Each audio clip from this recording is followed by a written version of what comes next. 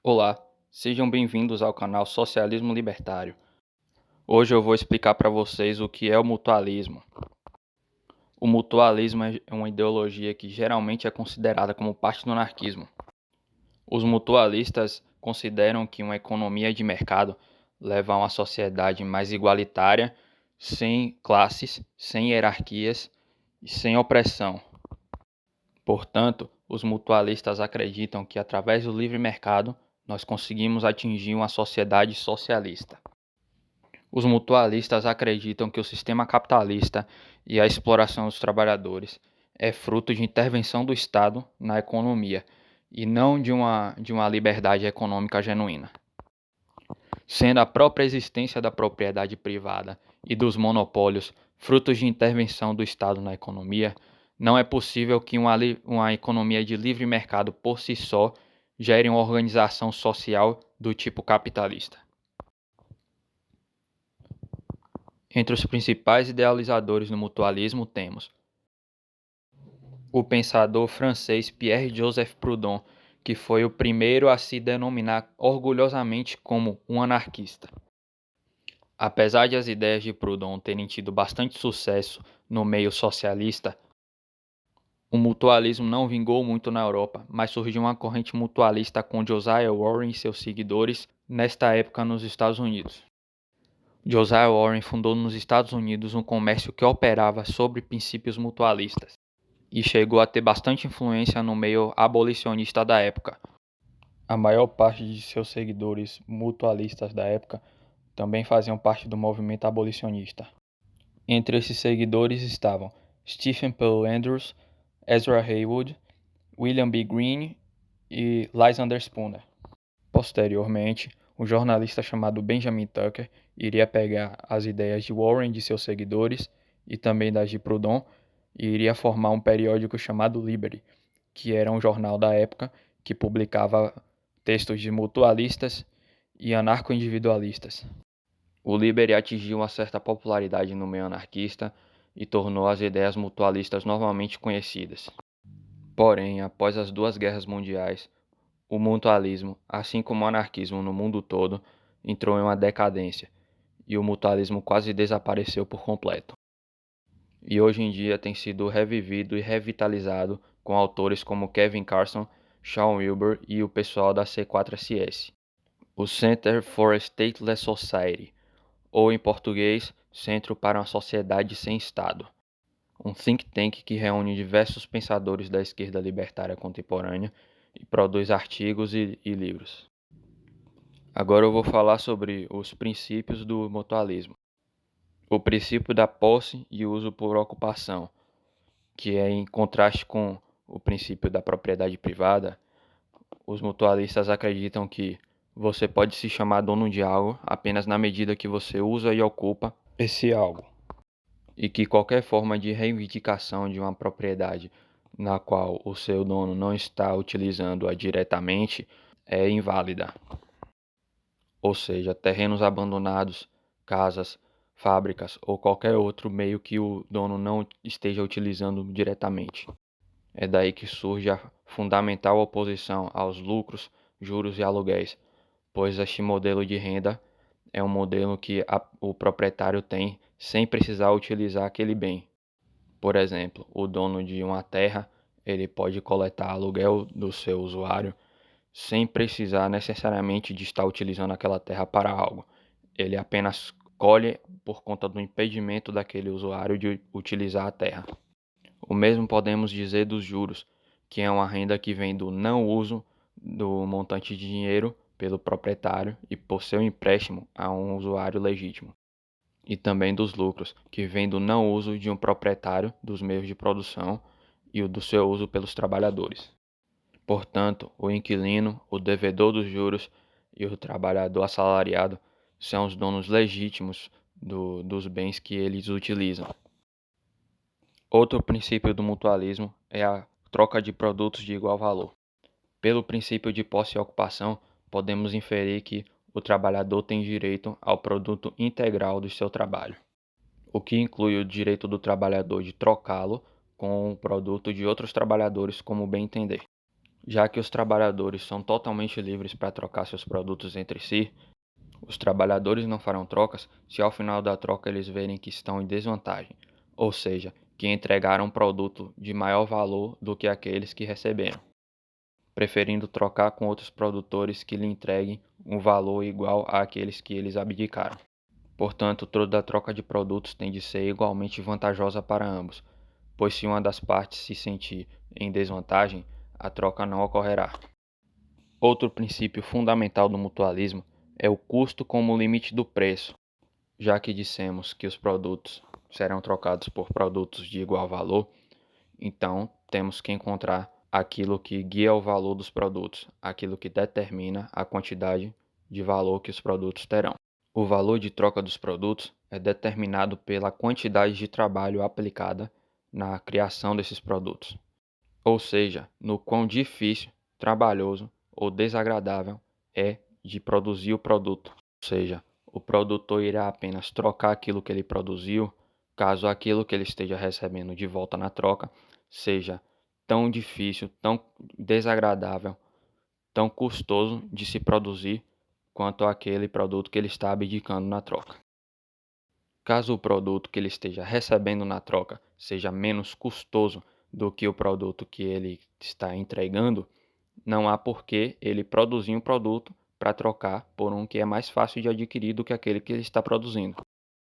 Apenas para exemplificar, caso eu esteja produzindo feijão apenas para trocar por batatas, se as batatas forem mais fáceis de produzir por feijão, não tem por que eu produzir o feijão e trocar pela batata. Basta que eu produza as batatas, já que é mais fácil produzir as batatas do que produzir o feijão para trocar pelas batatas.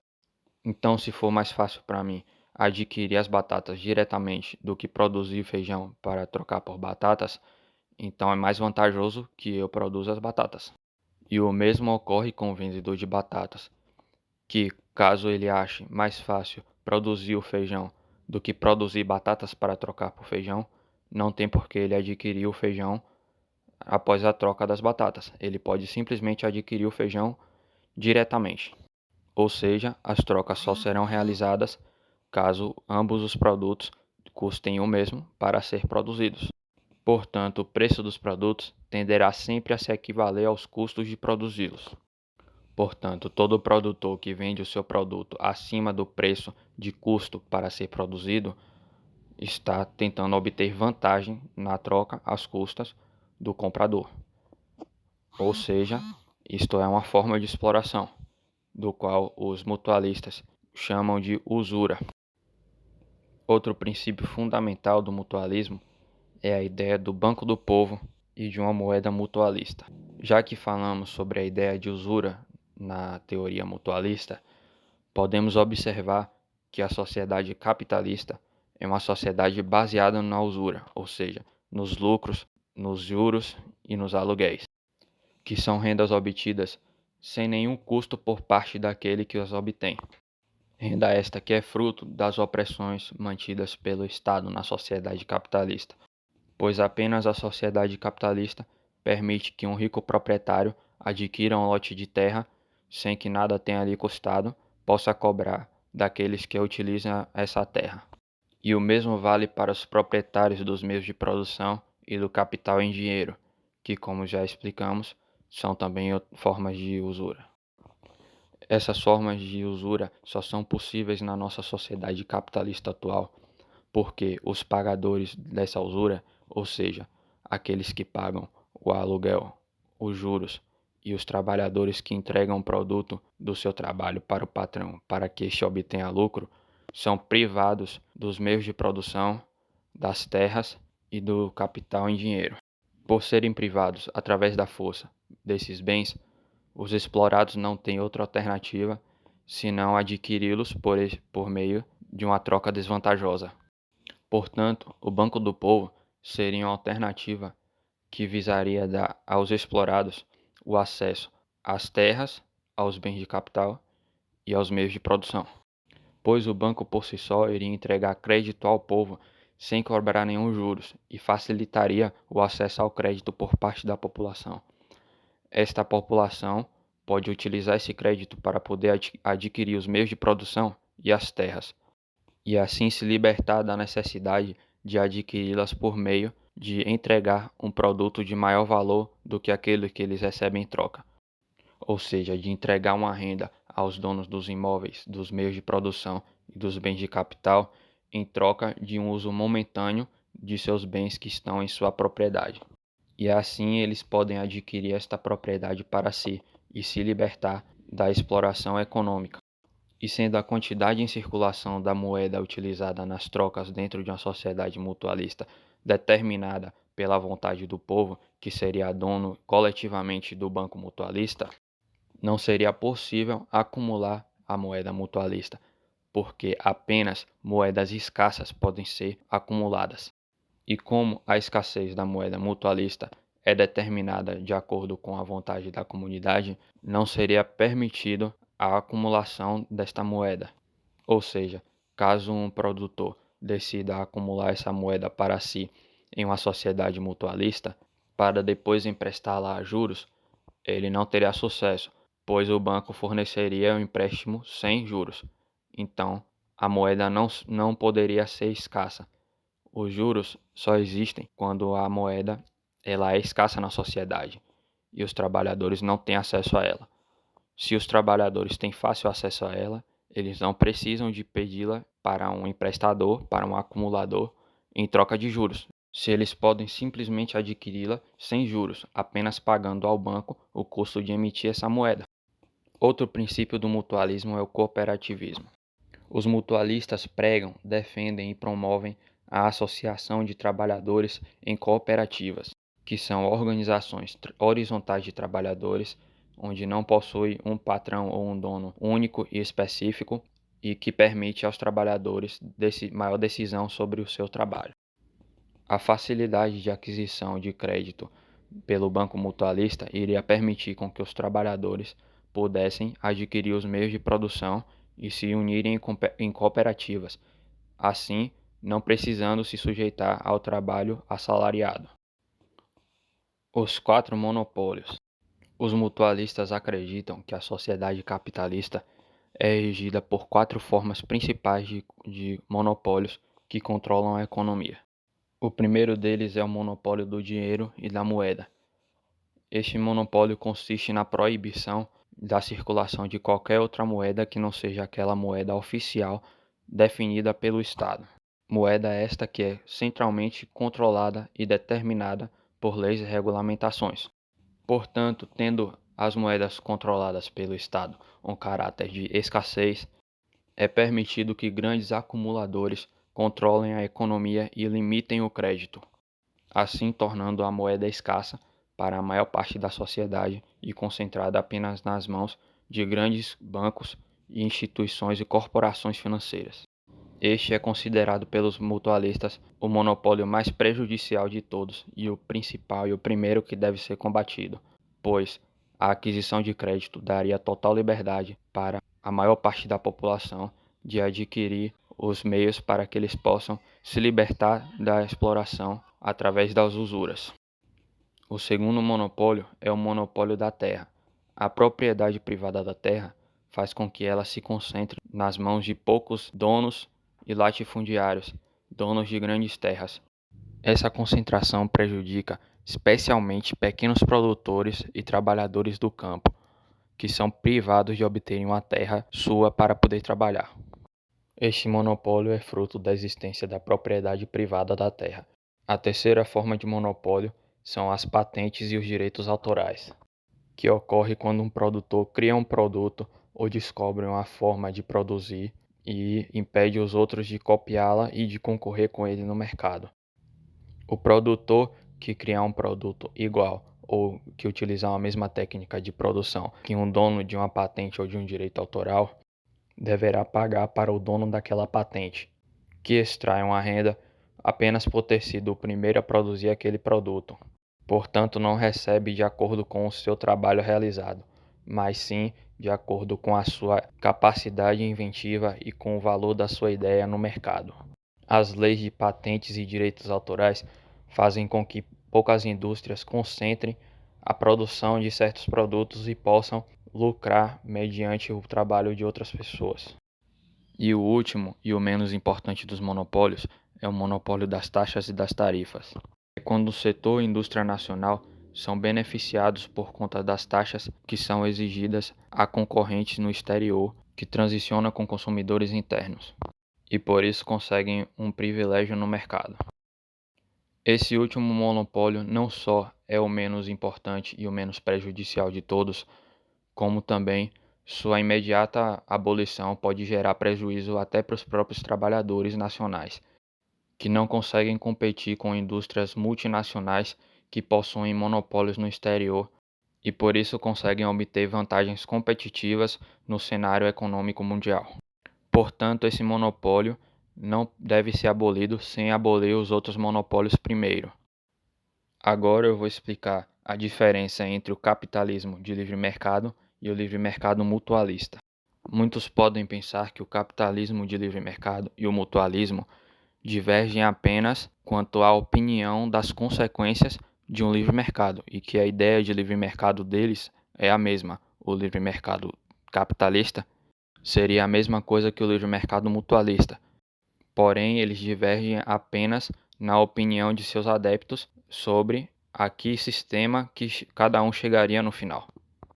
Mas isso não é bem verdade. Gostaria de explicar aqui que o livre mercado dos capitalistas e o livre mercado dos mutualistas são coisas completamente diferentes, para não dizer antagônicas.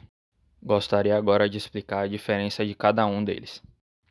O livre mercado capitalista, ele é uma forma de reforçar e de exaltar a existência da propriedade privada na sociedade. Eles acreditam que a propriedade privada deve ser livre de todas as amarras governamentais para poder lucrar e expropriar o máximo possível que eles puderem dos trabalhadores. Já os mutualistas são opostos à ideia de propriedade privada e defendem a posse pelo uso e ocupação, porque a propriedade privada ela é uma intervenção do Estado e a sua existência vai contra o livre mercado, pois a sua existência garante que os trabalhadores não serão donos dos frutos de seu trabalho e não poderão concorrer nem participar do mercado tanto quanto os proprietários. Outra diferença crucial é a de que os capitalistas de livre mercado são contra uma flexibilidade monetária e são a favor de moedas que sejam, vamos dizer, fortes, que sejam bem escassas, que possuam essa capacidade acumulativa. E também são contra o fim dos juros e o que limita a disponibilidade de crédito, pois acreditam que com maior crédito, maior acesso ao crédito, os bens na economia subiriam de preço e ocorreria uma inflação. Já os mutualistas acreditam na flexibilidade monetária e são opostos à acumulação de dinheiro e de moeda. Defendem a distribuição de crédito para toda a população para que ela tenha acesso aos meios de produção e não fiquem submetidos à escravidão salarial. Por fim, para concluir, eu farei aqui um resumo do mutualismo. Os mutualistas defendem que as trocas, o livre mercado e o dinheiro não são coisas inerentemente ruins e que são tecnologias que podem ser utilizadas para organizar e distribuir a produção da sociedade de maneira justa, igualitária e equilibrada. Acreditam que o livre mercado daria ao produtor o seu produto integral do trabalho e que traria uma sociedade igualitária, justa e livre. Muito obrigado se você chegou até aqui. Se você gostou do conteúdo, sinta-se livre para curtir e compartilhar o vídeo. E fique à vontade para deixar seu comentário também caso queira. Muito obrigado e nos vemos em breve. Valeu!